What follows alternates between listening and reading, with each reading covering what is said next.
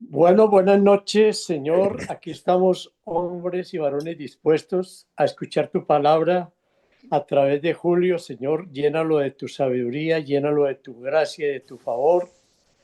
Que hoy sea tu Espíritu Santo el que exponga a través de su hoja y de su conocimiento. Y que este mensaje llegue a muchas personas, no solamente para oírlas, sino que las llevemos en práctica y seamos edificados. Amén y amén. Amén. Amén. Bueno, saludamos a todos los varones íntegros y a las personas que nos siguen en el canal de YouTube en @varones íntegros.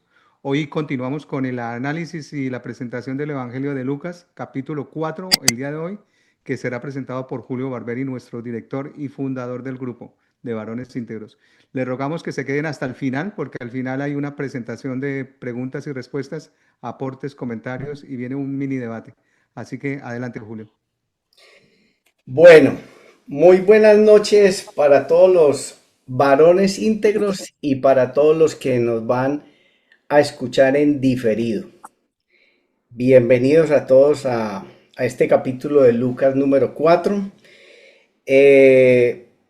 Yo creo que si no alcanzamos a terminarlo hoy, eh, lo dejamos también para la próxima semana, Alfonso, porque Perfecto. de todo el material que sacamos, no sé si vayamos a alcanzar hoy. Entonces, quedaría postergado para la otra semana en caso tal. Pero bueno, Lucas, tremendo personaje, definitivamente uno de los evangelistas más impresionantes porque pues sí lo había leído, pero no como lo estamos haciendo hoy, estudiándolo, analizándolo más profundamente. Entonces aquí yo les hago una pequeña biografía de él para los que de pronto no tengan conocimiento de este evangelista Lucas. La vida de Lucas como ejemplo de que Dios puede usar a cualquier persona sin importar su profesión para cumplir un propósito eterno. Definitivamente yo creo que Lucas nos identifica a todos los hombres, a todos los varones íntegros que estamos aquí, a excepción pues de lo que son los pastores, porque cuando una persona tiene la asignación de pastor, pues digamos que está dotado está ungido para dar la palabra de Dios. Pero nos encontramos muchos hombres como empresarios, como profesionales, que no hemos sido ungidos o no hemos sido llamados como pastores, pero igual sentimos esa pasión por Dios. O sea, desde el momento en que a nosotros nos comparten del Evangelio y entendemos el regalo tan hermoso que recibimos, lo que más queremos todos es compartir del Evangelio. Entonces, Lucas nos representa. Lucas era un médico, era de origen griego, hombre de ciencia y analítico y racional. No fue pescador, no fue profeta, no fue sacerdote, no fue apóstol, no fue hermano, no era hermano de Jesús, como los otros discípulos. Sin embargo, al conocer el mensaje de Jesús por medio de Pablo, del apóstol Pablo, o sea, Lucas caminó con Pablo después de que Jesús ascendió al cielo. Decidió investigarlo con precisión, viajó, entrevistó testigos y recopiló cuidadosamente cada detalle hasta escribir un evangelio claro, ordenado y confiable. Su llamado no fue predicar multitudes ni hacer milagros, sino documentar la verdad para las generaciones futuras. Ahí nosotros también nos encontramos, porque para eso nosotros debemos también predicar la palabra de Dios para seguirla compartiendo a las futuras generaciones. ¿Sí? Por eso es que nosotros también tenemos ese llamado de Lucas. Gracias a su trabajo, hoy conocemos con profundidad la historia de la salvación. El mensaje central es: Dios no llama según la profesión, sino según la disposición del corazón. Dígame, qué belleza eso. O sea, Él no llama de acuerdo a la profesión, sino de acuerdo a la disposición que hay en el corazón de cada uno de nosotros. ¿Qué disposición? De que lo que recibimos por gracia, que es la salvación, pues nosotros queramos compartírsela a todo el mundo, se la queramos compartir a toda persona. La persona que yo de primera mano vi cuando empezó a compartir de la salvación fue a mi hermano Fernando, hace 40 años. Cuando él conoció al Señor Jesucristo y su palabra y la verdad, él andaba como un loquito predicándole a todo el mundo y queriendo que la mamá, que los hermanos, que los sobrinos, que todo el mundo llegara a los pies del Señor. Lo veíamos como un loquito. No lo entendíamos porque no teníamos la revelación, no conocíamos la palabra de Dios. Pero en él pasó esto. La disposición del corazón de Fernando se dispuso desde ese momento hasta el día de hoy. ¿Es así o no, hermano? Bueno, la fe no es ciega, puede investigarse, cuestionarse y comprenderse. Buscar a Dios personalmente es más importante que conformarse con lo que otros dicen, no solamente escucharlo, como lo estamos haciendo en este momento, sino también nosotros tener esa ansia de conocerlo, de estudiar su palabra, de profundizar en él, de intimar con él. Entonces, la verdad no es una idea, sino una persona que se llama Jesús, ¿sí? Eso es algo que para nosotros tiene que quedar claro y que Lucas no lo dice. O sea, la verdad es Cristo. La verdad es Él. No debemos de tener absolutamente duda con eso. En conclusión, la historia de Lucas invita al lector a preguntarse, ¿estoy buscando a Dios por mí mismo o solo escuchando a otros?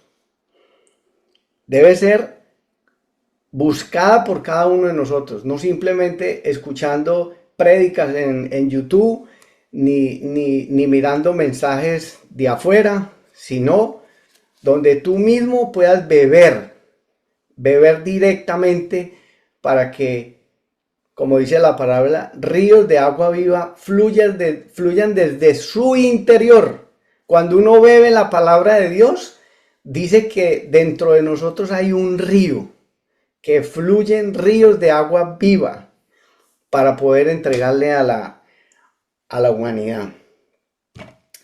Así como Lucas investigó con sinceridad, cada persona puede acercarse a Dios con mente y corazón. Bueno, eso es una pequeña introducción que yo les quería hacer sobre Lucas. ¿Tenían todo ese conocimiento de Lucas? Aparte del pastor Sergio y los pastores que hay aquí. ¿Tenían claro eso? Bueno, empecemos ahora sí con el capítulo. Capítulo 4. Dice, yo voy a leer los primeros 13 versículos y ya después viene una pequeña explicación. Dice así, tentación de Jesús. Jesús, lleno del Espíritu Santo, volvió del Jordán y fue llevado por el Espíritu al desierto por 40 días y era tentado por el diablo. Mire pues quién aparece ahí, tentado por el diablo. Y no comió nada en aquellos días, pasados los cuales tuvo hambre. Entonces el diablo le dijo, oiga pues qué atrevido, hablándole al Hijo de Dios. Si eres hijo de Dios, di a esta piedra que se convierta en pan. Jesús respondiendo le dijo, escrito está, no solo de pan vivirá el hombre, sino de toda palabra de Dios. Y le llevó el diablo a un alto monte, y le mostró en un monte todos los reinos de la tierra. Mire pues, le mostró todos los reinos de la tierra, obviamente, reinos caídos, reinos paganos. Y le dijo el diablo, a ti te daré toda esta potestad y la gloria de ellos, porque a mí me ha sido entregada, y a quien quiero se la doy. Si tú postrado me adorares, todos serán tuyos.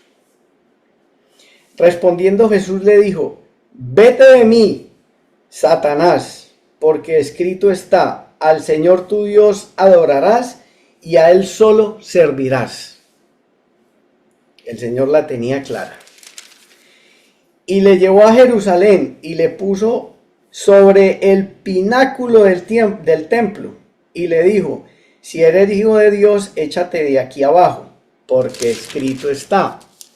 Mire pues, mire quién le está diciendo escrito está. ¿Quién le está diciendo ahí escrito está? El mismo diablo. O sea, el diablo conoce la escritura, el diablo conoce la palabra de Dios. Le estaba diciendo escrito está. A sus ángeles mandará acerca de ti que te guarden, y en las manos te sostendrán para que no tropieces con tu pie en piedra. Qué atrevido. Respondiendo Jesús le dijo: dicho está, no tentarás al Señor tu Dios. Y cuando el diablo hubo acabado toda tentación, se apartó de él por un tiempo. Increíble. Se apartó, pero por un tiempo. O sea, el diablo no deja de venir a tentarnos y venir a mortificarnos. Entonces, un poco de explicación para este mensaje. Contexto espiritual. Jesús acababa de ser bautizado y lleno del Espíritu Santo. El mismo Espíritu lo conduce al desierto, lo que enseña algo importante. Jesús no vivió como un ser celestial, él vivió como un ser humano. Sus sentimientos eran como los nuestros. Las pruebas no siempre significan que Dios te abandona. A veces son parte del proceso de preparación. Y Jesús vivió todo esto como un ser humano para demostrarnos que si Él lo logró, no desde su investidura celestial, sino desde la posición de ser humano, era porque quería que nosotros también pudiéramos llegar a una situación como esas, que nosotros pudiéramos fortalecernos en el espíritu y poder aguantar todo lo que Él aguantó. Muchos pasamos muchos procesos, y si Él lo hizo, nosotros también lo podemos hacer, y obviamente con el respaldo de Él. Antes del ministerio público viene la formación interior. En el desierto nos fortalecemos espiritual y mentalmente. El desierto para Jesús era eso. De pronto el desierto para nosotros puede ser una situación, puede ser una situación económica. Podemos estar viviendo una situación económica tipo desierto, pero si tú la sabes aprovechar, tú te puedes fortalecer en esa situación económica. O cuando tú estás viviendo una enfermedad, ¿sí? Cuando tú estás viviendo una enfermedad, también puede ser una situación de desierto, pero si tú sabes aprovechar esa enfermedad, cuando salgas de esa enfermedad, vas a salir fortalecido. Bueno, las tres tentaciones que pasaron ahí con Jesús y su significado. Primero, convertir las piedras en pan. La tentación es satisfacer una necesidad legítima de forma incorrecta. Jesús tenía hambre, era una necesidad real, ¿sí? Pero Satanás quería que actuara independiente del Padre. Imagínense pues. Entonces, para cuando nosotros estemos viviendo una situación de esas, debemos de pedirle al Espíritu Santo una palabrita que se llama discernimiento. Discernimiento. ¿Sí? Cuando tenemos esa necesidad legítima, tenemos que pedirle discernimiento para actuar correctamente y no incorrectamente. Entre otras, Lucas, aparte de que escribió el Evangelio de Lucas, nada menos y nada más que escribió también Hechos de los Apóstoles. O sea, yo digo que los dos libros más importantes, porque el libro de Lucas es todo lo que tiene que ver con Jesús y el libro de Hechos es todo lo que tiene que ver con el Espíritu Santo. Y sin haber caminado con ellos. Entonces, es increíble. Y si algo necesitamos nosotros del Espíritu Santo, cuando llegan estas necesidades, debe de ser discernimiento. Porque, mira como le decía el diablo a Jesús, pues haz que las piedras se conviertan en pan. Si tú eres y tienes tanto poder y tienes tanta hambre, pero Satanás quería que actuara independiente del Padre. Esa era la motivación frente a esa tentación, de que Satanás actuara independiente del Padre. Ese era el interés de él. Pero Jesús responde con la palabra, claro y sencillo y poderoso. No solo de pan vivirá el hombre. Ese fue lo que respondió Jesús. No todo lo que necesito debo obtenerlo fuera de la voluntad de Dios. Ojo, no todo lo que necesito debo obtenerlo fuera de la voluntad de Dios. Nosotros debemos de movernos en la voluntad perfecta de Dios. Ni siquiera la permisiva, porque existe la voluntad permisiva y la voluntad perfecta. La palabra sostiene más que lo material. La importancia de fortalecer el espíritu en la oración y el ayuno para poder tener ese discernimiento. Poder vivir y reflejar ese fruto del espíritu que es la paciencia y el dominio propio.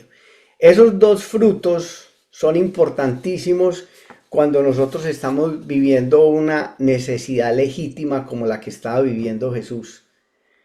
Pedirle al Espíritu Santo que de nosotros salga a relucir ese fruto del espíritu que es la paciencia y el dominio propio. Eso está en 2 de Timoteo 1:7.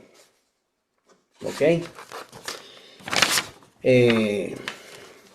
Bueno. La otra es recibir los reinos adorando al diablo. La tentación, obtener obtener gloria sin pasar por la cruz. Obtener gloria sin pasar por la cruz. Satanás ofrece poder inmediato sin sufrimiento. Hoy en día, yo mirando todas estas propuestas que le hacía el diablo a Jesús, como esta, obtener gloria sin pasar por la cruz, Satanás ofrece poder inmediato sin sufrimiento. Me ponía yo a pensar en la cantidad de artistas que hoy en día, desde afuera, desde los televisores, se da cuenta uno que son personas que definitivamente han hecho un pacto con el diablo para poder hacer lo que hacen, lo que se manifiestan, y es simplemente porque quieren llenarse de fama, de dinero, de adoración. Entonces, eso es lo que le gusta a él, ¿sí? Que se obtenga todo inmediatamente y sin sufrimiento. ¿Y que a cambio de qué? De que él le entregue pues toda su vanagloria, pero para perdición. Y el Señor le responde también, al Señor tu Dios adorarás y a Él solo servirás. Obtener famas y riquezas inmediatas, evitarse en el proceso todo lo que queremos al instante. Ojo con el ofrecimiento de lo que el mundo le ofrece. Acuérdese que nosotros tenemos tres enemigos. El deseo de la carne, cuando están esos deseos de la carne. Segundo, lo que está afuera, el mundo ofreciéndole a uno. Y tercero, pues cuando ya están esos dos concedidos, pues viene el diablo y toma control del ser humano. Entonces, ahí tenemos que ser muy cuidadosos con esos deseos que salen dentro de nosotros. Bueno, el fin nunca justifica los medios. El éxito sin obediencia es fracaso espiritual. Si hay algo que nosotros queremos que nuestros hijos cumplan con nosotros, es que sean obedientes. o ahora en el caso mío es con los nietos. Y lo mismo es con Dios. Entonces, el éxito sin obediencia es fracaso espiritual. No se negocia la adoración.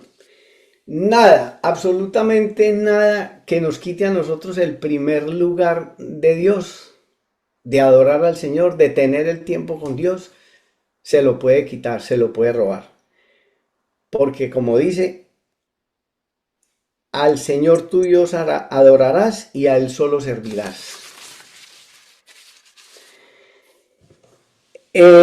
Cuando le dijo, láncese del templo, Satanás usa la Biblia correctamente. Los demonios también creen en Dios y saben la palabra, pero no la obedecen. Esa es la diferencia, que nosotros la sabemos, pero la obedecemos.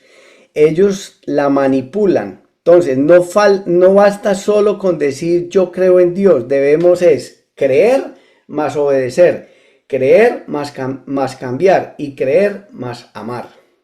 ¿En dónde está eso? En Santiago 2:19, donde dice que si tú crees en Dios, los demonios también creen en Dios. También y tiemblan. Correcto, Gio. Pero no le obedecen. Manipulan toda la palabra. Entonces, Jesús, ¿cómo le responde ante esta situación? No tentarás al Señor tu Dios.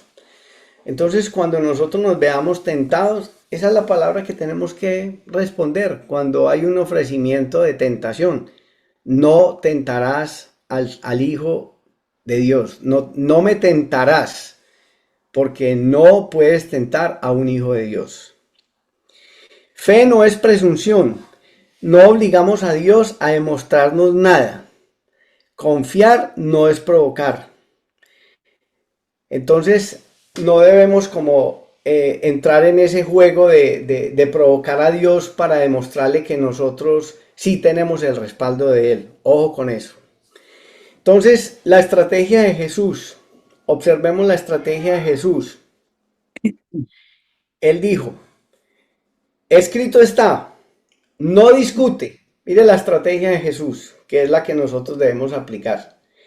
No discute, no razona con Satanás, no usa emociones, usa la palabra. Esa es la estrategia de Jesús frente a esta primera situación en este capítulo. Cuando Él es ungido y cuando Él va para el desierto con el Espíritu Santo. No discute, no razona con Satanás, no usa emociones y usa la palabra.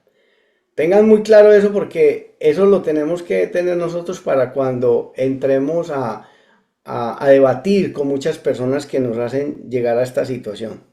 La victoria espiritual se gana con verdad, no con fuerza. ¿Y cuál es la verdad? La palabra de Dios. ¿Cómo debemos nosotros contestar ante muchas situaciones? Con la palabra de Dios. Nosotros debemos responder bíblicamente. Lo que revela sobre el diablo. Mire lo que Jesús nos revela del diablo. Ataca después de experiencias espirituales fuertes. Por ejemplo, mi amigo Gio, cuando se mete a prepararse para esos encuentros de parejas, cuando él se prepara con su esposita para ir a liberar a estas parejas, el ataque que recibe es fuertísimo. ¿No es cierto, Gio? Y así es. Es impresionante el ataque y uno diría, pero si se está preparando, se está fortaleciendo para ir a liberar a tantos matrimonios, ayudar a restaurar tantos testimonios, ¿por qué el diablo entra a atacarlo? Debería haber como protección, como algo, pero no, increíblemente no. Es donde más ataca a él, porque como que él se da cuenta, él sabe qué va a ir a hacer Gio con su esposa, a cuántos va a ir a liberar, cuántos matrimonios cuántos ya no se van a divorciar, sino que antes van a volver a fortalecer su matrimonio. Entonces el ataque es fuerte. Aprovecha la debilidad física. Entonces hay que tener una fortaleza física también. Mezcla verdad con mentira. ¿Ah? Ofrece atajos. Y la última, se retira, pero vuelve.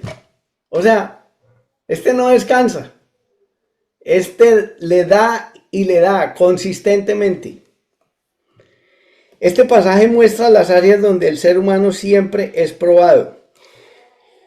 Conclusión, satisfacer una necesidad legítima de forma incorrecta. Ojo con eso. Obtener gloria sin pasar por la cruz y manipular a Dios para probar su cuidado. Bueno, seguimos con los otros versículos. Julio, por favor, ¿puedes repetir la última que es como el corolario de esos primeros 13 versículos? El primero es, o sea, este pasaje muestra las 3 áreas donde el ser humano siempre es probado. Satisfacer una necesidad legítima de forma incorrecta. Obtener gloria sin pasar por la cruz. Manipular a Dios para probar su cuidado. Mire, este segundo punto, obtener gloria sin pasar por la cruz, cuando llegué a este análisis, definitivamente, y esto va para todos los empresarios que estamos aquí, Jonathan, Hugo, Gio, bueno, Juan, Edmundo, nosotros hoy en día estamos viviendo una situación muy difícil en nuestras empresas por todo lo que está pasando, por todo, que por esto, que por aquello, que por lo uno, que por lo otro. Es una cosa impresionante, pero Dios me decía, es imposible que llegues a la gloria sin pasar por la cruz. Pero esté confiado y esté tranquilo que todo lo que tú estás pasando y todos tus compañeros y todos tus empresarios que están viviendo, si ustedes están en mis caminos, tranquilo que ustedes van a sobrepasar este tiempo. O sea, nosotros vamos a pasar por esa cruz que estamos pasando en este momento, pero Dios nos va a dar la victoria. A todos los empresarios que estamos aquí reunidos y a los que nos están escuchando. Amén. Amén. Jonathan, amén. Bueno, Amén. seguimos con Señor. el versículo 16. Amén. Dice así, Jesús en Nazaret. Mire pues, Jesús vino a Nazaret, donde se había criado, y en el día de reposo entró en la sinagoga, conforme a su costumbre, y se levantó a leer. Mire pues. Y se le dio el libro del profeta Isaías. Espérate. No puedo. Sí. Yo había leído. Es el nieto, sí, vaya. No. Ay, perdón, vaya pues. No. Daniel Eduardo. No. Ese está quedando grabado, mi amor. Por favor. Ay, Dios mío. Vaya pues. El Espíritu del Señor está sobre mí, por cuanto me ha ungido para dar buenas nuevas a los pobres. Me ha enviado a sanar a los quebrantados de corazón, a pregonar libertad a los cautivos y vista a los ciegos, a poner en libertad a los oprimidos, a predicar el año agradable del Señor. Enrollando el libro, porque no era una Biblia como la que hoy en día nosotros tenemos, sino que son los pergaminos donde se va enrollando, y a medida que se va desenrollando, el que llega tiene que ver dónde va. Increíblemente, lo que se había profetizado en el libro de Isaías 700 años antes de que naciera el Mesías, es exactamente lo que él lee y que se profetizó 800 años antes, 700 años antes de que viniera Jesús. ¿Eso dónde está? En Isaías 61:1. Entonces, y comenzó a decirles, hoy se ha cumplido esta escritura delante de vosotros. Y todos daban buen testimonio de él, y estaban maravillados de las palabras de gracia que salían de su boca, y decían, ¿no es este el hijo de José? Es increíble. Este pasaje es uno de los más profundos del Evangelio, el de Lucas 4, 16, 22. Aquí Jesús define públicamente quién es y para qué vino. No es solo una lectura bíblica, es su su declaración oficial de misión. Es su manifiesto. Imagínate pues lo que él estaba leyendo, es su manifiesto. Es la declaración oficial de su misión, de la razón por la cual vino a este mundo. Y señores, eso que él recibió de parte del Espíritu Santo, lo recibimos nosotros también. Nosotros también tenemos esa misión, también tenemos ese manifiesto. Nosotros tenemos que andar por el mundo entero, por donde nosotros andemos y se nos crucen las personas, nosotros también estamos ungidos y capacitados para hacer exactamente lo mismo. Y mucho más, entendiendo que hoy, como Lucas, nosotros, así no seamos nombrados ni pastores, ni rabinos, ni profetas, ni nada de eso, nosotros como Lucas estamos autorizados y llamados a hacer lo mismo. Solo por la gracia que hemos recibido y por lo que tenemos dentro de nuestro corazón, por esa pasión que hoy en día nosotros tenemos, sobre todo de gratitud.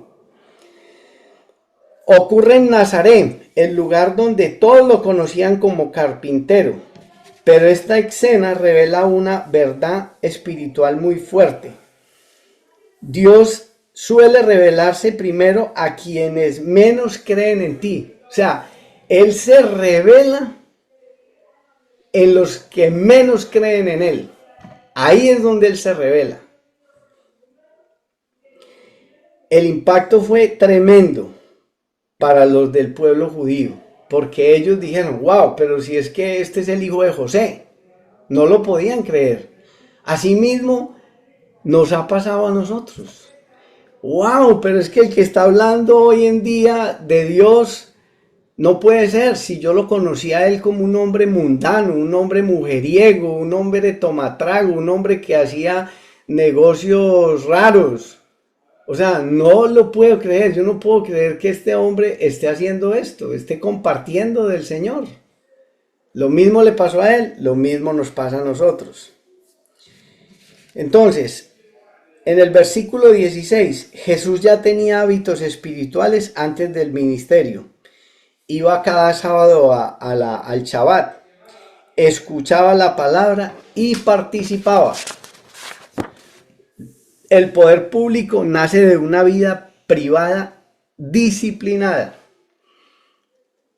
Vuelvo y repito esa. El poder público nace de una vida privada disciplinada. Eso era lo que hacía Jesús.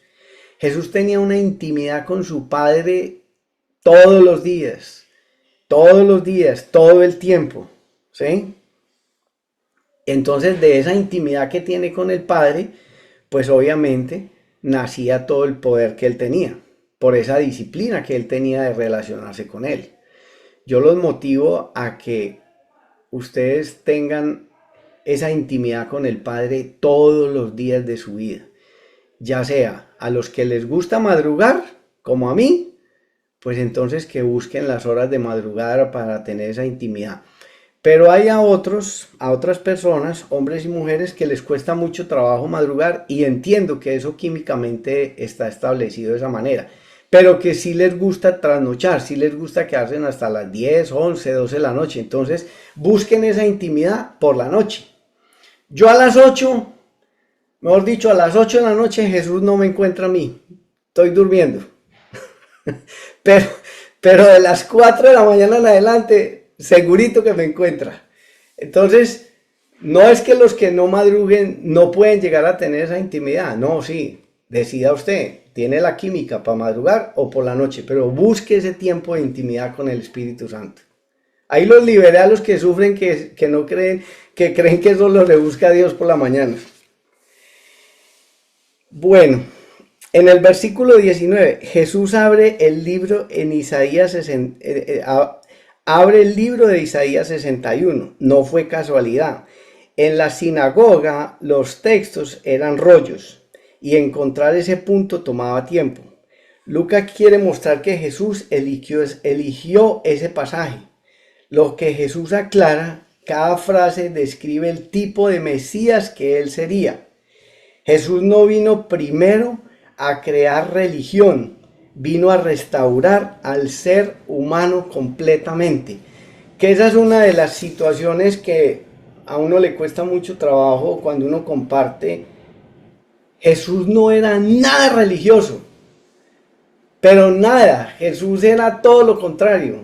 Jesús lo que busca es que nosotros seamos completamente restaurados y tengamos una libertad con Él plenamente. No nos invita a que seamos religiosos,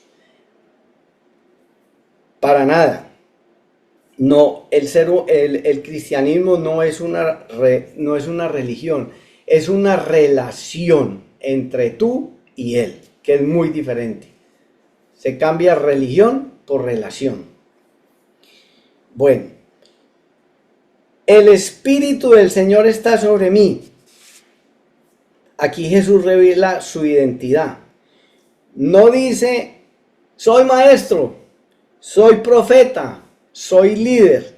Él revela su identidad de una. Él dice, yo soy el ungido, el Mesías. La palabra ungido significa autorizado y capacitado por Dios para rescatar. Señores, yo les tengo esta información a cada uno de ustedes y se los ratifico. Todos los que estamos aquí somos ungidos. Todos los que estamos aquí somos ungidos. ¿Sí? Juan, tú eres el ungido del Señor. Juan Marulanda. Hugo de Río, el ungido de Dios. Hace poquito, pero ya eres ungido del Señor. Pastor Sergio, Alfonso, Edmundo, Jorgito, Miguel, Álvaro, Juan Barberi, Jorge, Giovanni, todos los que estamos aquí somos ungidos del Señor. Eso es un privilegio, señores. Hay mucha gente afuera que no tiene ese privilegio todavía. ¿Cuál debe ser nuestro deseo? De ir a que ellos también tengan eso que tenemos hoy en día nosotros. Porque es que estar ungido, hay una gran diferencia. ¿Ustedes se lo creen? Alcen la mano los que se lo creen. Eso, muy bien. Entonces Jesús no dice, yo soy maestro, yo soy profeta, yo soy líder. No, Él dice, soy el ungido, el Mesías. Bueno, ya les dije qué significa la palabra ungido. El momento más impactante, se ha cumplido esta escritura delante de vosotros. Eso fue radical. No dijo se cumplirá, no dijo habla de alguien. Dijo habla de mí ahora. En una sinagoga eso equivalía a declararse el Mesías, esperando por siglos. El silencio de la gente, ojos fijos, es tensión. Están procesando algo enorme. O sea, lo que los judíos estaban escuchando era algo impactante para ellos, porque eso es lo que ellos estaban esperando por tantos años. Un Mesías, como estaba escrito en Isaías 61. Y él llega ahí y revelarse de esa manera, para ellos fue inesperado, fue impactante. Igual que como cuando llega donde nosotros. Cuando llega donde nosotros, así llega. Llega y quedamos perplejos. Nos cuesta trabajo entenderlo, discernirlo, aceptarlo. Pero así es como Él llega. Así como cuando llegó ese día a decir cuál era la misión en este mundo. Entonces, la reacción en el versículo 22. Primero, admiración por cómo hablaba, por toda la sabiduría que había delante de él. Después, duda. La gente sintió duda. Y esa es la peligrosa. Aquí aparece el gran obstáculo espiritualidad, la duda. La familiaridad. No podían negar la gracia, pero tampoco aceptar su grandeza. Mire pues en la situación que se encontraban ellos ahí en esa sinagoga y en todo Jerusalén. El problema no era falta de evidencia, era exceso de costumbre. Mensaje espiritual central. Este pasaje muestra quién es realmente Jesús. No solo salvador del pecado futuro, sino restaurador de la vida presente. El evangelio no es solo ir al cielo. Esta es una belleza. Es ser liberado ahora. Mira eso, qué belleza. El evangelio no es solo ir al cielo. Es ser liberado ahora. ¿Qué quiere decir eso? Que nosotros ya tenemos asegurada la salvación. Pero nadie de los que está aquí, ni los que nos está escuchando, yo tengo 61 años. Yo no sé si yo vaya a durar hasta los 100 años como mi mamá. O sea, que a mí me queda, si yo voy a llegar a los 100 años, a mí me faltan 39 años. Pero también me puedo ir este año o el otro. Pero si suponiéramos que yo me voy a ir dentro de 39 años, pues yo qué quiero, tener asegurada mi salvación, pero yo quiero ser liberado ahora. ¿De qué quiero ser liberado? Pues de todas las ataduras y toda la cantidad de cosas que yo he traído a mi vida o que he traído de mis antepasados. Yo quiero ser libre ahora y yo quiero ser libre hoy a mis generaciones, ¿sí? Entonces, no solamente debemos estar bien con que tenemos la salvación, sino que debemos ser liberados hoy, porque es que eso es lo que Jesús quiere, que cada uno de nosotros sea liberado hoy. Hoy debemos ser liberados.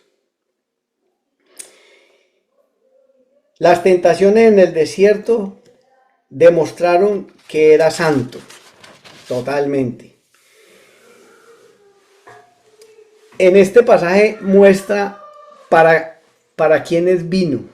Vino para ayúdenme, los heridos, los vacíos, los atados, los confundidos, los cansados, los esclavizados, los endeudados, los depresivos. ¿Quién se le ocurre a usted por ahí? ¿Qué palabra se les ocurre por ahí? Mire para todos los que vino. Ansiosos. Para los ansiosos. Claro. Exactamente. El reino empieza en el interior del hombre. Ahí, el reino. Cuando leemos cuando decimos el Padre nuestro, venga tu reino así en la tierra como en el cielo. El reino, ¿sabe dónde empieza? En el interior del hombre. En el interior del hombre empieza el reino de Dios. Empieza en nuestro corazón, empieza en nuestra mente, empiezan nuestras palabras. Cuando nosotros empezamos a hablar correctamente es porque el reino de Dios ya llegó a nosotros y ya empezamos a establecerlo. O sea que empieza en el interior del ser humano. Muchas veces Dios habla a través de lo que parece común.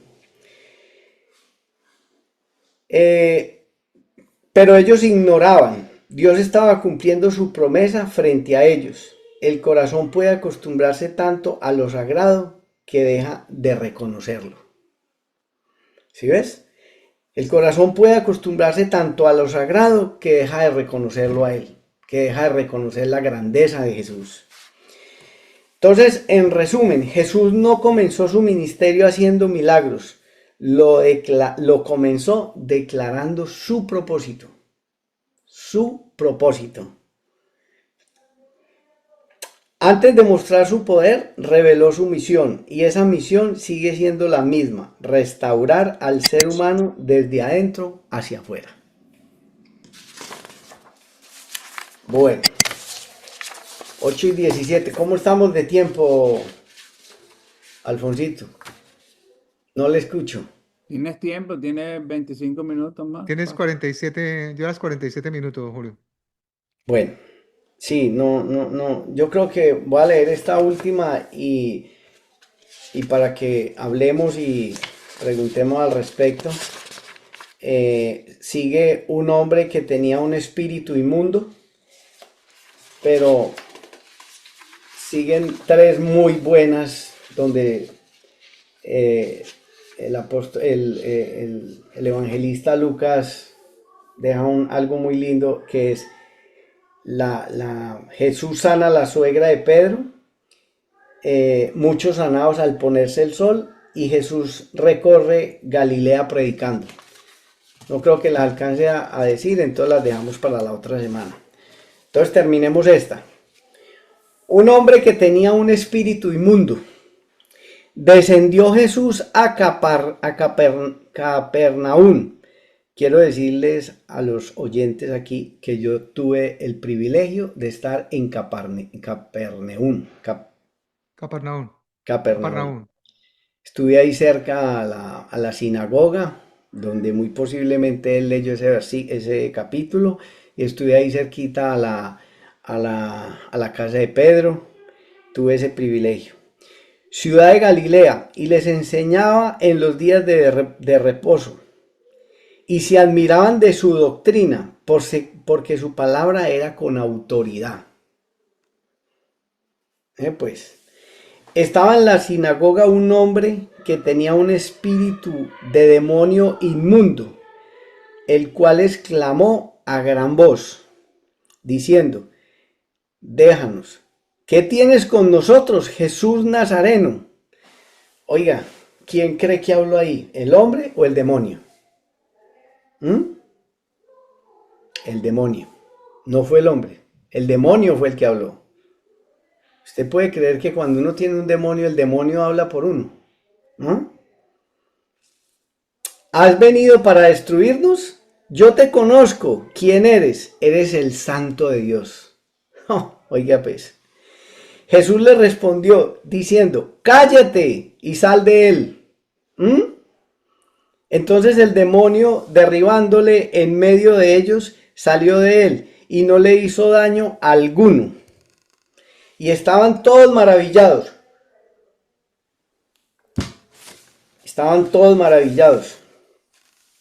Y hablaban unos a otros diciendo: ¿qué palabra es esta que con autoridad y poder manda a los espíritus inmundos y salen? Y su fama se difundía por todos los lugares de los contornos. Yo tengo una anécdota ahí que se las voy a contar rapidita. Y tengo un testigo y por eso los voy a contar. Con autoridad. Cuando uno tiene la autoridad, hay que ejercerla. Una vez estaba con Edmundo en Cartagena y yo me descuidé y dejé mi teléfono celular en una cafetería. Entonces, cuando volví a la cafetería, le dije a la señora: venga, mi celular. Y me dijo: 2 ladrones pasaron y se lo robaron porque como usted lo dejó en la mesa. Y Edmundo estaba ahí con su esposa y yo con Dianita, y ellos me regañaron. Bueno, eso fue. Y le dije: no puede ser, se me robaron el celular, un ladrón. Espérese y verá. Le dije: Dianita, présteme el teléfono. ¿Para qué? Le dije: voy a llamar al ladrón y le voy a decir con autoridad que me haga el favor y me traiga el celular. Y yo llamé y me contestó el ladrón. Y le dije: hágame el favor, primero que todo, yo soy un hijo de Dios. Y usted se me llevó el teléfono y yo ya lo tengo usted identificado. Así que me haga el favor y me lo trae. Aquí lo espero, estoy en el lugar donde usted lo cogió. Aquí lo espero y le doy una propina, pero me haga el favor y me lo trae. Y yo colgué. Y Edmundo y la esposa y Dianita se pusieron a reír de mí. No, pues, no. Tan optimista. Mejor dicho... no, ya se lo van a traer, ya, tranquilo. Pues señores, fue con tanta autoridad que yo le hablé. Yo creo que yo no le hablé al ladrón, yo le hablé al espíritu del ladrón que tenía ese hombre. Porque allá fueron llegando los 2 ladrones con el teléfono. En Cartagena. Edmundo, dígame si usted no vivió eso. Es verdad, además. Primero te pidió que fuera a un sitio. Él dijo: no, señor, yo no voy a ninguna parte. Usted tiene que venir para acá. Oiga.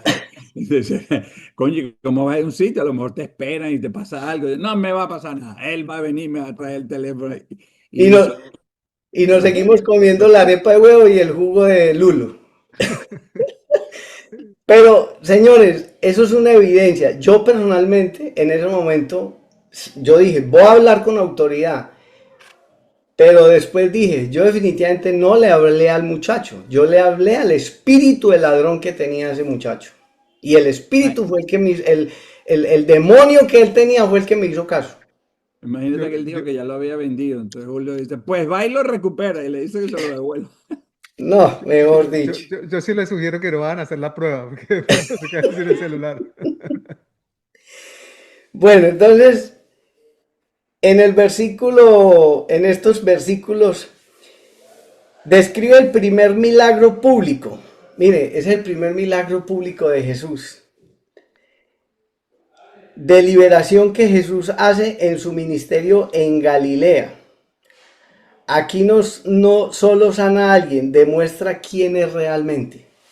O sea, imagine, el primer milagro de él públicamente es liberar a alguien de un demonio. No es sanar, sino que es liberar a un endemoniado. Jesús llega a Capernaum y enseña en la sinagoga en sábado. La gente se sorprende porque su palabra era con autoridad. Señores, no dejen que nada, que nadie, que ningún deseo carnal, ninguna tentación del mundo les quite la autoridad que ustedes tienen hoy en día. Mire, por favor, y para que tengan este ejemplo, si a ti te para un policía, y más en Estados Unidos, esos policías tienen mucha autoridad. Esos policías te pueden cambiar la vida, o uno de migración, ¿sí o no? Claro. Tienen una autoridad impresionante.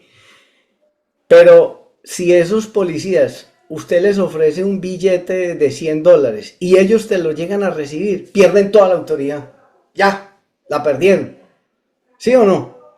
Igualmente Entonces, no hagan la prueba. Igualmente, por favor, no hagan la prueba.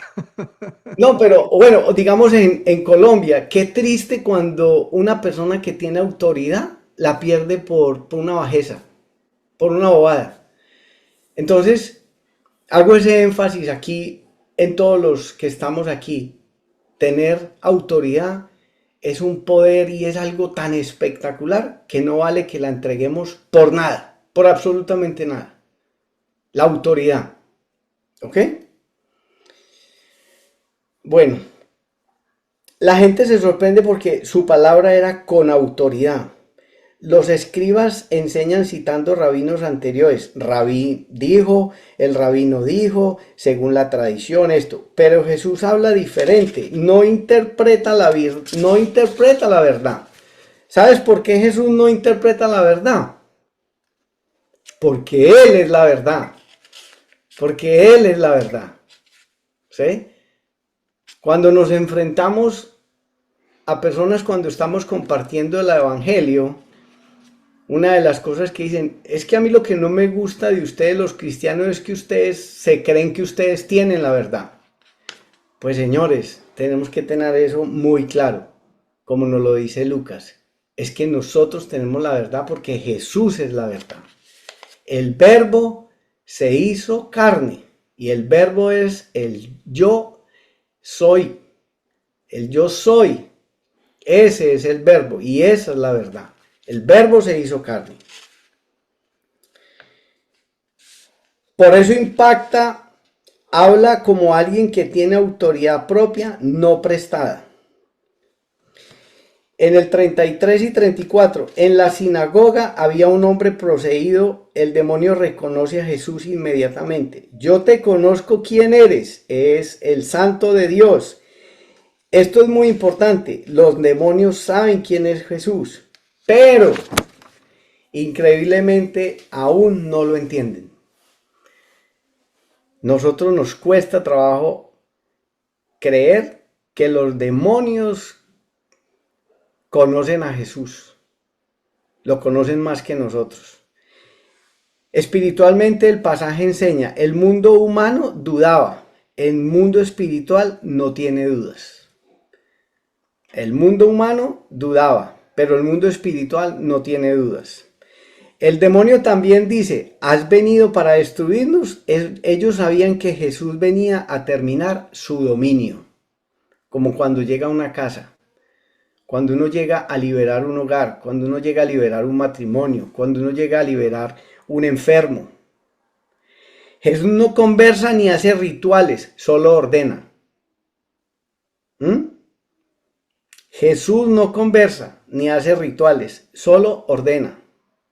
cállate y sal de ahí.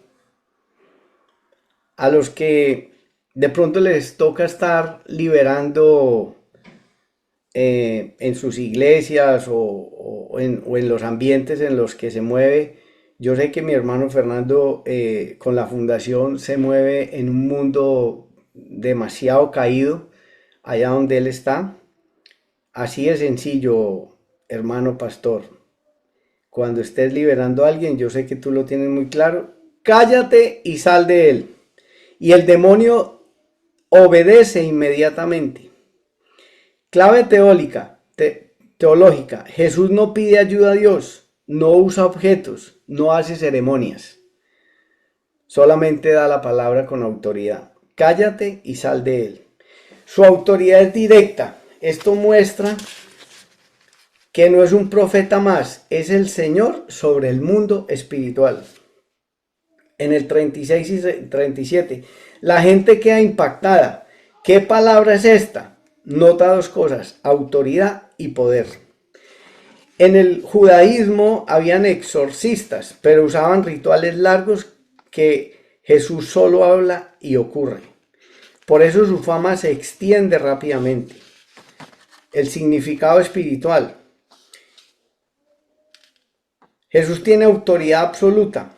No solo enseña verdad, domina el reino espiritual. El reino de Dios invade el mundo. Cada liberación es una señal. El poder del mal está siendo derrotado. Y a propósito, con esto nosotros también debemos de tener un poco de tranquilidad. En medio de tantas malas noticias y el mal que estamos viviendo hoy, pero Jesús nos dice, tranquilos, el reino de Dios invade al mundo. Lo que pasa es que las malas noticias y todo lo que se ve como que todo estuviera, pero no es así. El reino de Dios está invadiendo el mundo, porque es que el amor de Dios es algo muy hermoso. Entonces Dios está por encima del mal. Y Dios con sus hijos estamos invadiendo y llenando del amor de Dios a muchos continentes. De hecho, mire cómo se está liberando todo Latinoamérica, todo Centroamérica, todo Suramérica de lo que estamos viendo hoy en día. Porque definitivamente el reino de Dios está invadiendo el mundo. No nos dejemos meter esas mentiras que el mal está invadiendo al mundo. Sí, se ven muchas cosas, pero es por la tecnología, por las noticias y todo eso, pero por encima de eso está el reino de Dios. Conocer a Jesús no es lo mismo que creer en él. El demonio sabía quién era, pero no le obedecía. Por fe, sino por obligación. O sea, no le obedecía por fe, sino por obligación.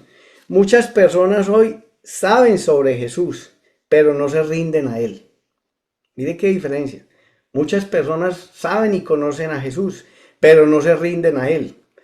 Estamos cediendo poder y dominio, sobre todo en nuestra familia.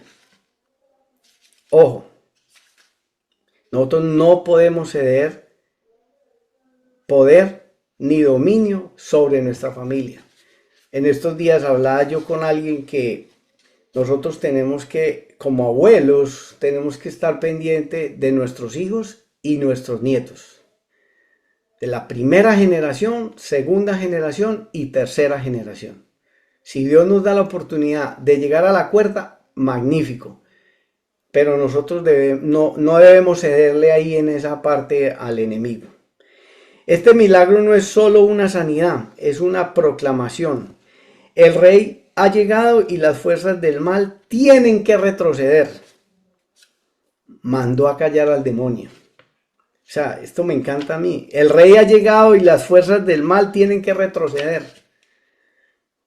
¿A ustedes no les ha pasado que hoy en día que ustedes son reconocidos como varones íntegros, varones de Dios, hombres de principios, que ustedes llegan a una reunión de amigos o llegan a una reunión familiar y si el ambiente que se está tornando es un ambiente de, digamos, de malas costumbres, palabras, bueno, cosas, cuando ustedes llegan inmediatamente como que todo como que se calma, como quien dicen, uy, aquí llegó y ya hay que respetarlo, ya hay que cambiar este ambiente. ¿A ustedes les ha pasado?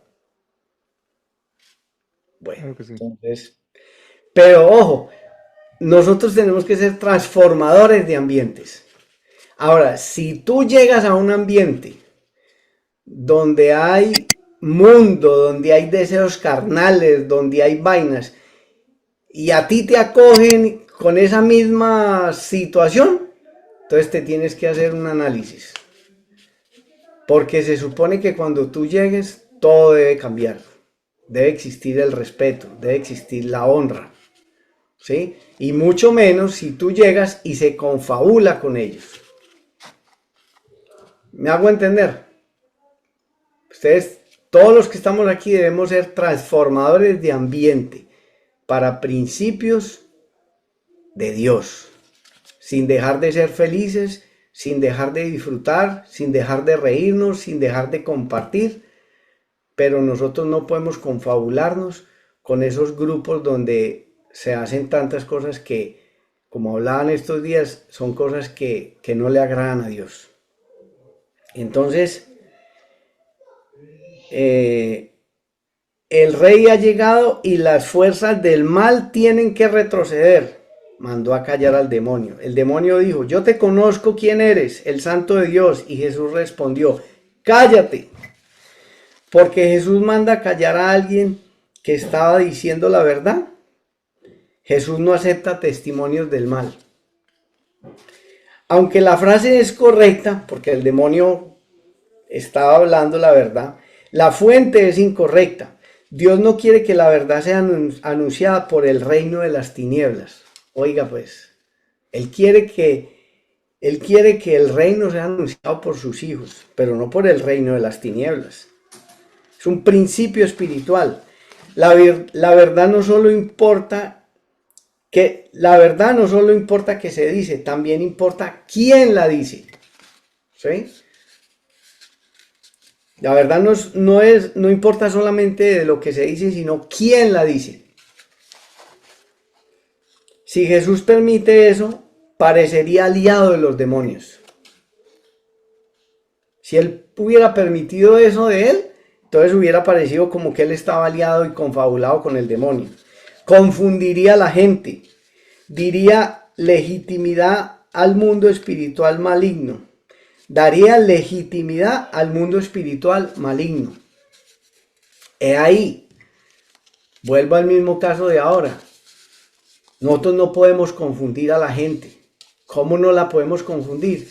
Que vamos a la iglesia, levantamos las manos, estamos arrodillados, tenemos tiempo de oración y cuando salimos a la vida pública, entonces como que nos convertimos en otras personas.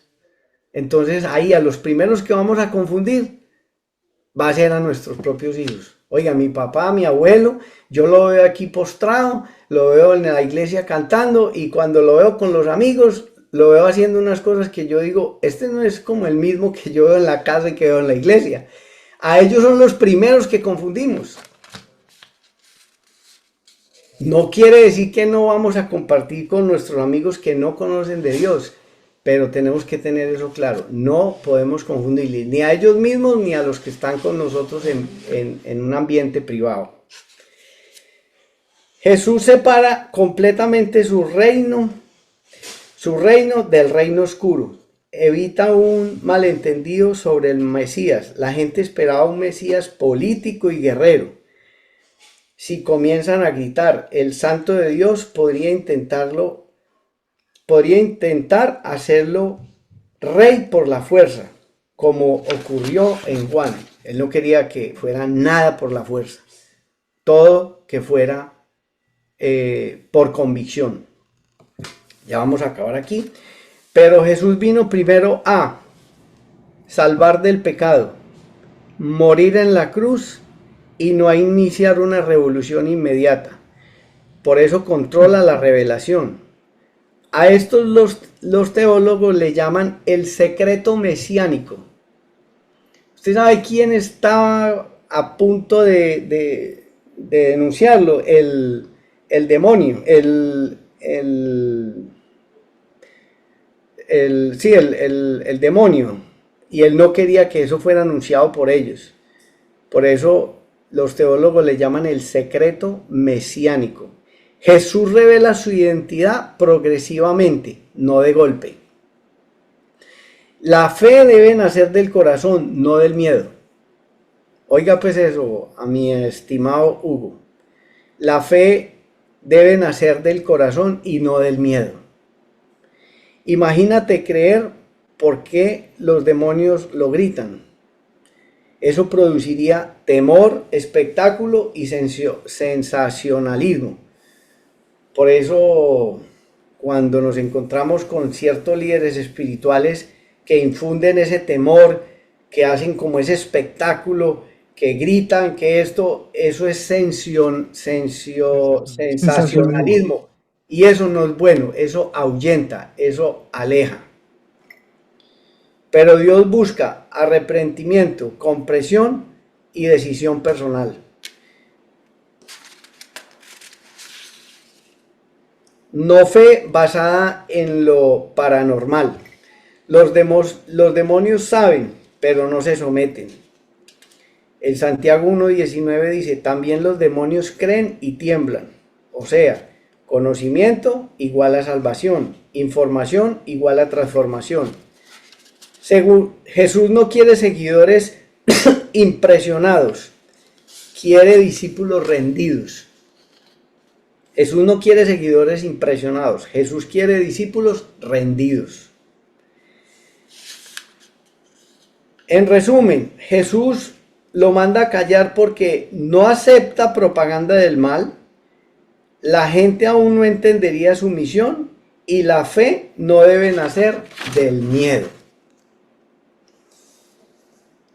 El primer ser en declarar públicamente que era Jesús fue un demonio y Jesús lo silenció. ¿Por qué? Porque Dios prefiere que lo descubras por revelación interior, no por presión exterior. Amén. Amén. Muy bueno, Julio. Bueno, señores, dejemos las otras para la otra semana. Y comentarios, preguntas. Abrimos la sesión de... Excelente, Julio. Excelente. Creo que nos falta mucho análisis y vendrán muchas preguntas. Yo tengo varias y le vamos a dar la oportunidad a todos para que vayan preguntando, haciendo sus comentarios, aclaraciones, sin lugar a dudas que es bien interesante lo que nos has traído a la mesa. Así que abrimos el segmento de preguntas, respuestas, aclaraciones, inquietudes. Dale, Hugo. Yo les quiero comentar algo sobre lo que he escuchado y arranco con decirles que yo en la empresa cuando entra una persona le pido el favor que todo lo que vea que no le gusta no lo diga. Esos ojos nuevos en la empresa son una fuente de información valiosísima. Y yo me siento aquí en este grupo como el nuevo, como que tengo esos ojos que me impacto con tantas cosas y por eso posiblemente siempre quiero comentar, porque este comentario posiblemente para ustedes que están tan llenos de fe y tan llenos de sabiduría de Jesús, pues es muy normal escuchar muchas cosas de estas. Pero para todos los pakistaníes y, y todos las personas que obviamente escuchan esto, habrá muchos como yo que no somos de ese nivel de profundidad que ustedes tienen. Y yo les quiero comentar una cosa porque algo de lo que dijo Julio me impactó y me va a seguir impactando yo creo que el resto de mis días. El cristianismo es una relación con Jesús o con Dios. Y esa frase me impactó. Yo decía, wow, esto, qué definición tan linda. Y para mí, yo puedo tener una definición de Jesús o de Dios posiblemente muy acomodada a lo que yo quiero y obviamente hay una definición que es la real. Pero para mí Jesús en este momento se ha convertido a través de las enseñanzas de Julio. ¿Y por qué las enseñanzas de Julio? Porque Julio me comparte todos los días unas enseñanzas que yo leo y realmente profundizo en ellos. Y yo estoy absolutamente impactado de tanta sabiduría. Yo digo, increíble que yo nunca hubiera tenido la posibilidad de estudiar esto. Increíble que tanta sabiduría para vivir. No, yo tengo 66 años, no la había conocido. Yo nunca había estado cerca de tanta sabiduría. Nunca había escuchado tantas cosas tan impresionantemente buenas que le sirven a uno en la vida. A los que escuchan esto en YouTube, yo les recomiendo que se acerquen a esa sabiduría. Empiecen con humildad a aprender. Ojalá esta reunión les sirva para que arranquen una vida donde van a encontrar una sabiduría que yo digo, qué lástima que en los colegios no enseñen esto en profundidad, qué lástima que no nos enseñen lo que enseñó Jesús hace más de 2000 años, qué lástima que se pierda tanta formación a los niños que les va a hacer una vida absolutamente amable si son capaces de aprender de niños toda esta sabiduría. Qué duro es aprender lo viejo. Afortunadamente algunas personas hemos vivido una vida muy en paralelo a una sabiduría que no conocíamos, o sea, posiblemente porque nacimos con una vinculación con el bien, no con Jesús, porque yo no realmente no identificaba muy mucho a Jesús, ni a Cristo, ni a Dios, pero sí identificaba el bien. Y ese bien me hacía de alguna manera actuar de determinada manera, o sea, evitaba el mal. Pero después de estar guiado por Julio, al cual agradezco inmensamente, por tantos meses y todos los días, de lunes a viernes, que yo digo que es increíble la capacidad de trabajar en función de ayudar a otras personas, como a muchas de las personas que él ayuda, incluyéndome a mí, de mandar la información. Yo digo que toda esa sabiduría, ojalá la interioricen las personas que están escuchando esto en YouTube, porque yo sé que aquí ustedes la han interiorizado, porque esa relación con Jesús es una relación de sabiduría. Y esa sabiduría que él tiene es absolutamente necesaria para tener una vida virtuosa, tener una vida en paz y realmente tener una vida mucho más adecuada que si uno vive simplemente con la sabiduría que uno puede adquirir a través de los errores y de las cosas posiblemente innatas que tiene uno de ser bueno y algunas personas que no han sido buenas, pues si le hubieran enseñado todo esto, posiblemente hubieran tenido una vida diferente. Yo vuelvo y digo, como comenté en el ejemplo inicial, de que yo le digo a la gente, por favor, dígame qué está pensando, porque lo que usted está pensando es importantísimo para nosotros en la empresa, una persona que llega posiblemente a la competencia, posiblemente a otra parte. Les digo que esto es fascinante, que lo que ustedes hacen es muy valioso.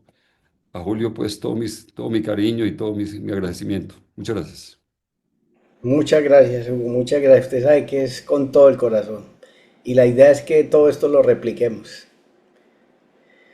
¿Quién tiene preguntas? Porque tengo una mientras calentamos motores. A ver, Vaya haciéndola. bueno, la voy haciendo. Más que una pregunta, yo diría que es como un aporte, ¿no?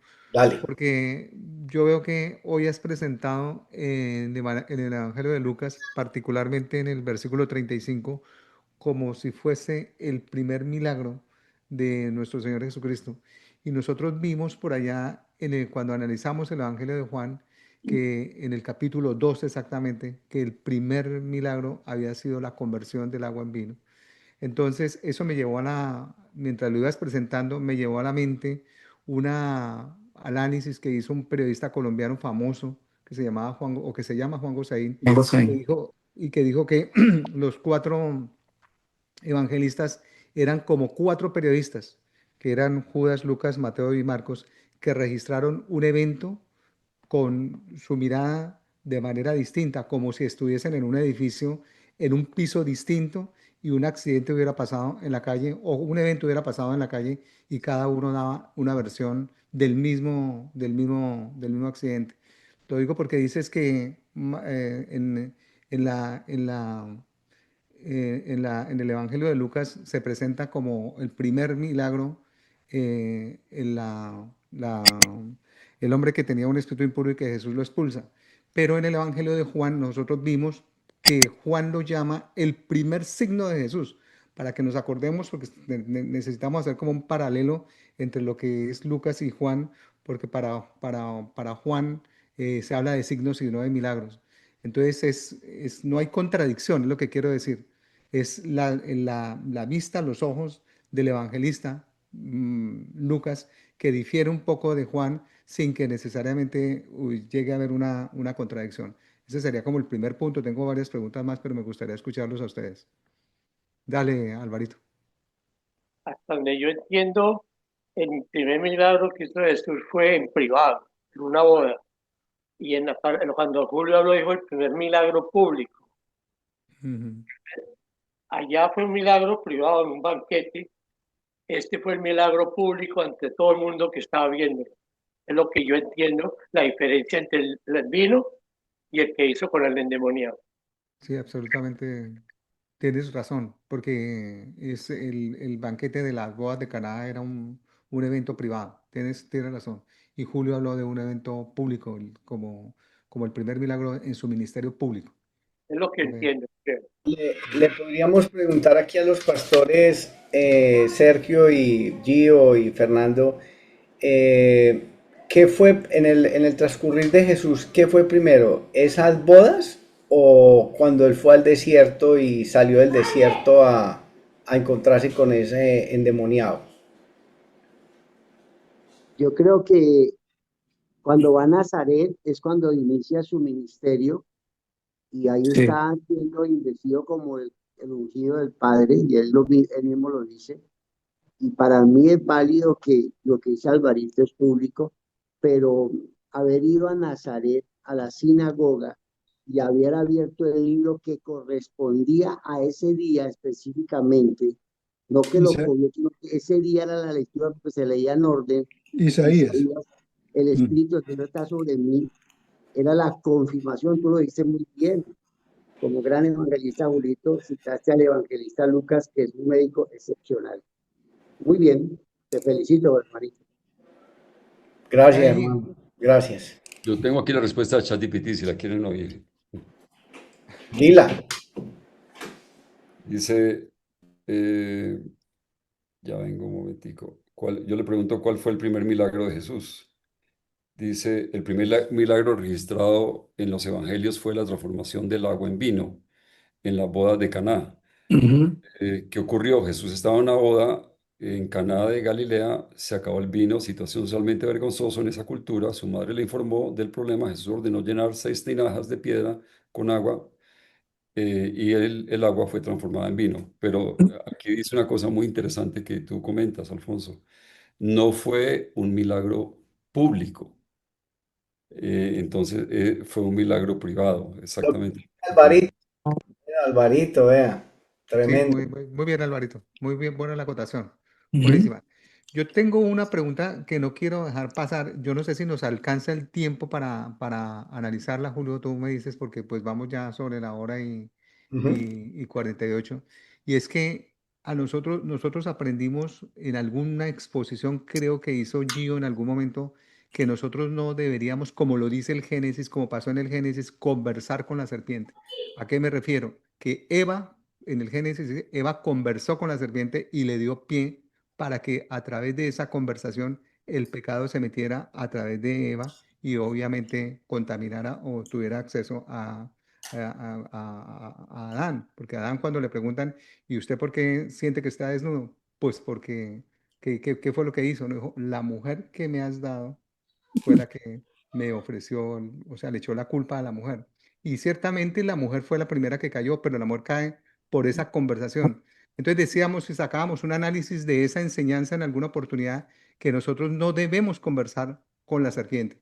O sea, esos ambientes negativos que nos pueden llevar a caer en el pecado debemos evitarlos a la postre. Pero aquí, hoy, en el Evangelio de Lucas, en el Evangelio 4, siempre me ha llamado poderosamente la atención por qué Jesús conversa con el diablo. Eso me ha parecido, bueno, tiene una cantidad de enseñanzas profundas. Quizás hubiera sido el propósito, pero digo, a veces hay como una contradicción entre eso que aprendimos en la enseñanza del Génesis y esta conversación que tiene Jesús con el diablo. Siempre me ha llamado poderosamente la atención. Pienso que no debió haber conversado, no le debió dar pie para conversar. Ahora bien, Alfonsito, viene la pregunta, ¿cuántas veces nosotros tenemos conversaciones con el diablo a través de los propios amigos o a través de una persona que nos dice, venga, recíbame este dinero por esta comisión y nosotros le damos un dinero para que esa publicidad salga adelante y tal cosa, pero usted me tiene que dar por aquí, yo le pago más y me sobrefactura? Y uno dice, un momentico, esto no lo hago, así se pierde el negocio, no lo hago, porque ya sabe que el diablo está operando a través de ese supuesto amigo que le está presentando un negocio torcido. Entonces pienso yo que también son esas situaciones a las cuales esta enseñanza nos lleva a evitar estas tentaciones que nos ofrece el Tentaciones. mundo a través, el diablo, a través de las personas que nosotros conocemos. No precisamente el diablo como se le apareció a Jesús. Dale, Julio. Alfonsito, Álvaro tiene algo. Yo doy mi opinión. Jesús no habló con el demonio. Es que cuando una persona de autoridad va a hacer liberación, tiene que expulsar el demonio o tiene que declarar esto. Y el demonio trató de hablar, pero el Señor lo cayó inmediatamente y Ujú. no habla ni entró en ninguna conversación con él, Yo estoy porque de acuerdo. es muy diferente que lo que dijo Guido y lo que dijo nos enseñó en Juan, es no conversar con la tentación. No es. Es muy diferente cuando hay liberación, por eso no todo, la liberación es como el SWAT espiritual. No todos pueden liberar, tienen que estar preparados y ungidos, porque si no salen avergonzados y apaleados y todo, como dijo el Señor. No todos podemos, no, yo puedo liberar, no. Tiene que el Señor ungir y ser una persona preparada como el ejército especial, SWAT. Es mi opinión. Es muy diferente expulsar un demonio que hablar con una tentación.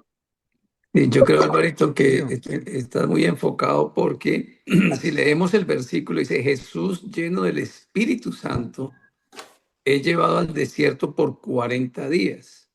Ujú, Allí es tentado por el diablo en tres áreas fundamentales.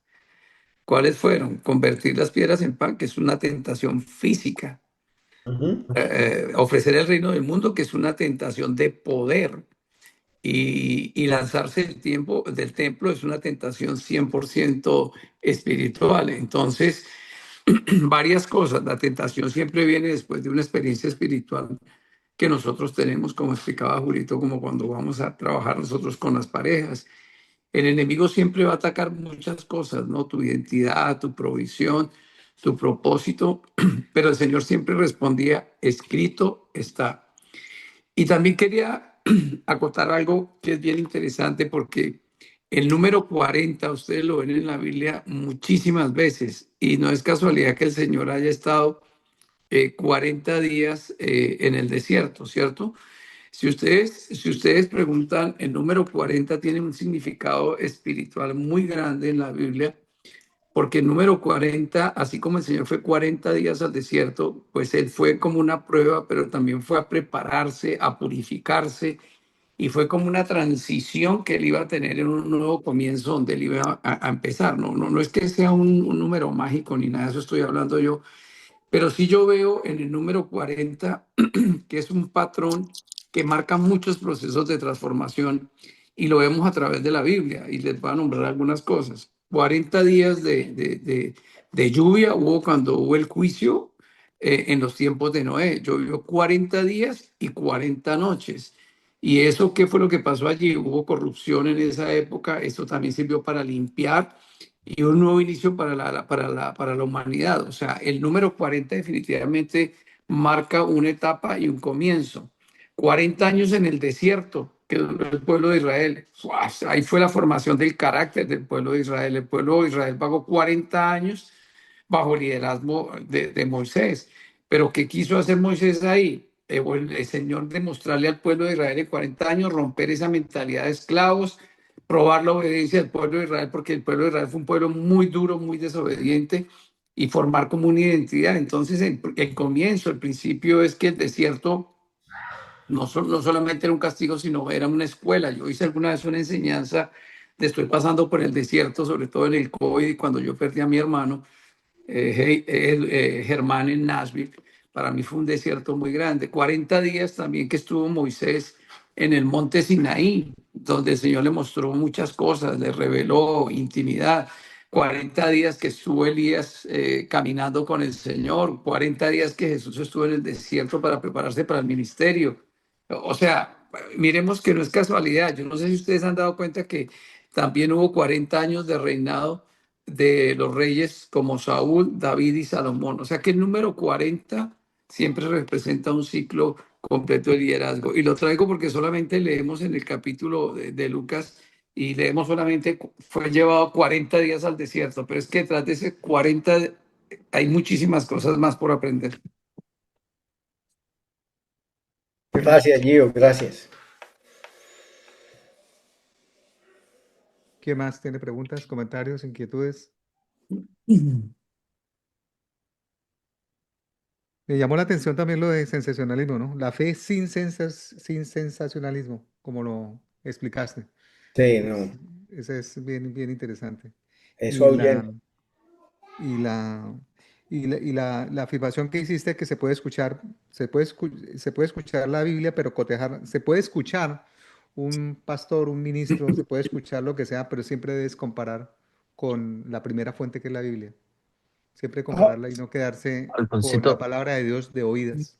Y ahora, hacerlo personalmente, tener una relación personalmente, Ujú. que te revele Él en la intimidad que tú tengas con Él, ya sea en cualquier hora del día, pero tener esa relación íntima cada persona. No solamente con lo que escucha uno, con lo que ve en YouTube, con lo que ve en la iglesia, sino tener tu intimidad.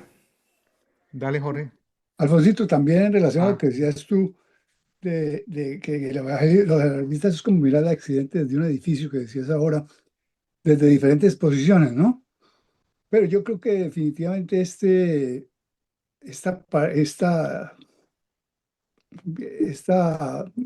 diálogo que tuvo el Señor con el diablo, yo pienso que fue relatada por el mismo Señor a los apóstoles, porque yo pensé que solamente Lucas era el que había dicho ese encuentro que había tenido el Señor con el diablo en el monte, en el desierto. Pero también está escrito por Marcos y por Mateo. Marcos más corto, pero Mateo como parecido. Y lo describen de manera similar, pero también en diferente, como en diferente visión, ¿no? ujú. O sea que también ese evangelio es compartido. Ujú. Señores, van siendo las 9. Ujú. Uy, mira. Julito, gracias. Como siempre un deleite, como siempre digo, estas enseñanzas de cada uno de los martes, que a veces me las pierdo, pero cada vez que entro es una bendición y un deleite aprender de la hermosa vida de Jesús, ¿no? Ujú. Eh, Me dejó sonando, pues yo creo que el capítulo de hoy, Lucas, se basa simplemente de la misión que tenemos nosotros como cristianos, ¿no? Correcto. Eh, Nosotros como cristianos la única misión que tenemos es llevar, bueno, aquí lo tengo marcado, ¿no? Llevemos a los pobres la buena nueva, animemos al triste y pasemos por la vida haciendo el bien como lo hizo Jesús, ¿no? Como lo hizo Cristo. Entonces yo creo pues tú lo describiste muy bien en toda tu enseñanza del día de hoy, pero yo creo que esa es más que todo la misión de nosotros como cristianos es esa, ¿no? Y deleitarnos. Y lo último que me llevo, o sea, del eterno es la vida de Jesús, y lo último que me llevo, y creo que con este cierro, el reino, tú dijiste, el reino empieza en el interior del hombre. Y eso simplemente, como dice la Biblia, ¿no? De la abundancia del corazón habla la boca. Entonces, yo creo que como con nosotros como cristianos tenemos esa misión de seguir hablando de Jesús, viviendo la vida como Jesús, siendo ejemplo de Jesús y, y seguir deleitándonos con su caminar, ¿no? Gracias, Julito. Buenísima tu enseñanza del día de hoy. Qué dale, bonito. Con todo el Edmundo. Mira, corazón. Edmundo. yo pienso, y es bien importante que lo veamos así, que Jesús era 100% hombre y era hijo de Dios. Pero lo más importante que nos enseñó y que nosotros debiéramos practicar es que estaba en continuo contacto con el Padre. Respetaba su voluntad 100% totalmente. Le pedía permiso cada vez que iba a hacer algo, preguntaba si era su voluntad y la respetaba. Y así debiéramos estar nosotros siempre en contacto con Dios y estar agradecidos día a día de la cantidad de cosas que nos dan y no nos damos cuenta, de la cantidad de milagros pequeños que tenemos día a día, en todo momento. Jesús cuando llega que lo manda, manda el Espíritu Santo, está lleno del Espíritu Santo antes de ir al desierto y el diablo cree que lo puede cambiar, pero no sabe que está en contacto con el Padre, que no hay manera de que él lo pudiera tentar en ningún momento. Y no creo que haya sido una conversación, sino pura tentación a la cual lo rebotó rápidamente con palabras, que es lo que necesitamos. Y en los momentos más difíciles que todos tenemos que ser así como Jesús, o sea, tener un poco de discernimiento, tener paciencia y sobre todo fe. La fe es la que nos mantiene amarrados al Padre, nos mantiene libres, nos da paz y tranquilidad de saber que hay alguien que está por encima, que nos ayuda y nos comprende y hay que esperar lo que porque el tiempo de Dios es perfecto. Y te felicito, Julito, súper bueno tu tema como siempre y muy bien dado. Julito sigue la semana entrante. Con mucho gusto, Edmundito. ¿Sigues con la segunda parte Sí, la el segunda próximo parte de martes, Julio? Julito. Sí, pues yo creo que vale la pena porque Sí. los siguientes tres, pues afán no tenemos. Exactamente. Y hay muchas preguntas todavía. Vamos con Juan, porque ya vamos Sí, cerrando. ya, Juan ya, David, Con Juan, Juan David. Sí, yo. Sí, sí. Bueno, bien. Hola, amado tío Julio, gracias por tomarte el tiempo de exponernos la palabra hoy. Como siempre, muy pulido, unas frases muy tremendas. Eres un hombre de reino, al igual que los que estamos aquí, piensas en reino y me llevo eso de tu parte.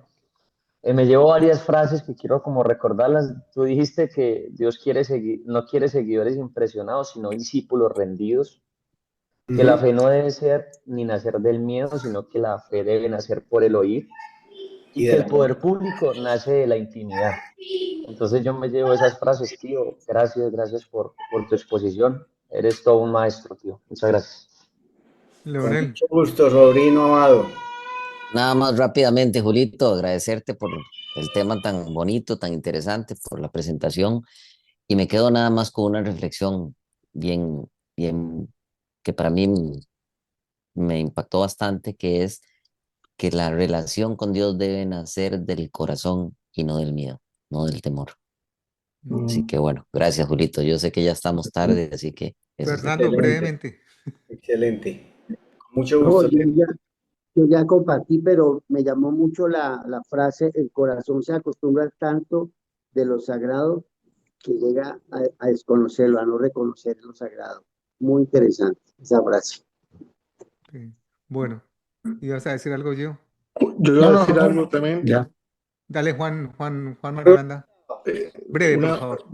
Julito, no, para agradecerte, de verdad que muy tremendo de presentación y también la pregunta que había hecho Alfonsito fue exactamente también mi inquietud del principio, pero ya quedó un poco más claro con el asunto. Pero hay algo importante que me llevo conmigo, que es la ratificación que diste, que nos hiciste a todos de que todos somos ungidos y al mismo tiempo, pero sí practicamos y hacemos lo que el Espíritu Santo nos indique. Y precisamente como resultado de eso, obtenemos una autoridad. Esa autoridad pues, sine qua non acción de la unción que el Espíritu Santo nos da a nosotros. Y te agradezco por la presentación. Muy buena.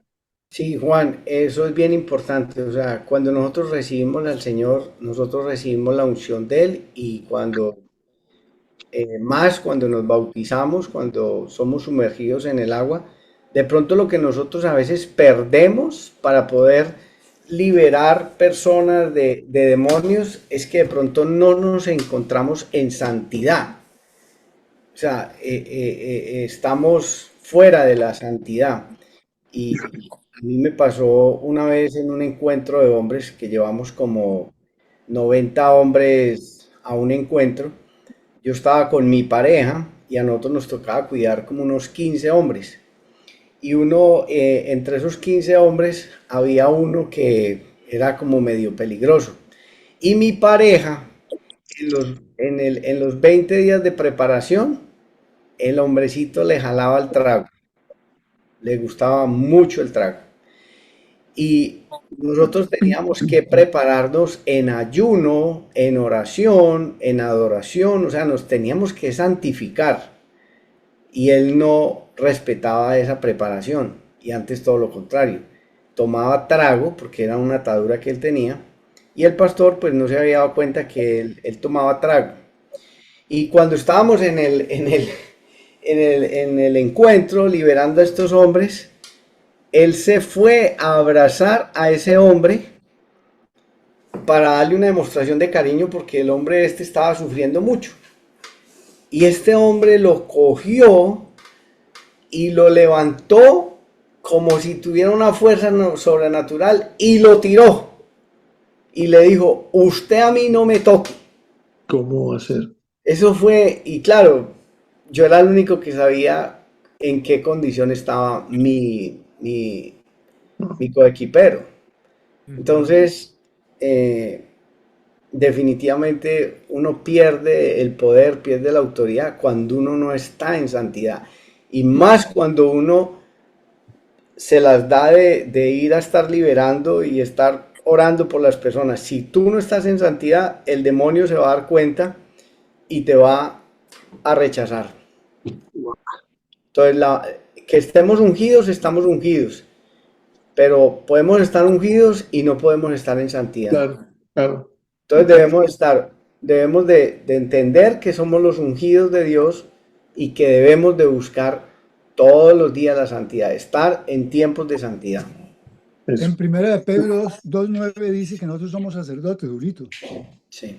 Somos como un sacerdote. Y la palabra santo, ¿ustedes saben qué significa la palabra santo?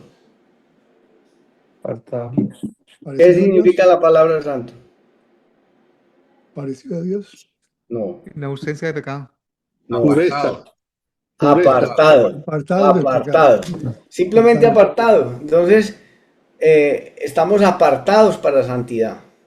Como también hay gente que está apartado para la santidad del diablo, pero nosotros estamos apartados en santidad para el Señor, para liberar a lo que dice en Isaías 61:1.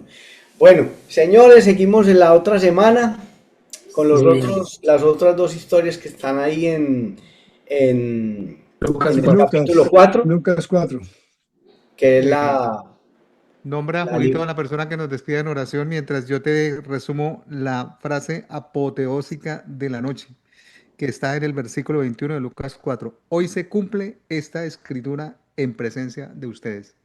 Yo creo que ese es el corazón de la presentación de esta noche de julio. Así es, así es.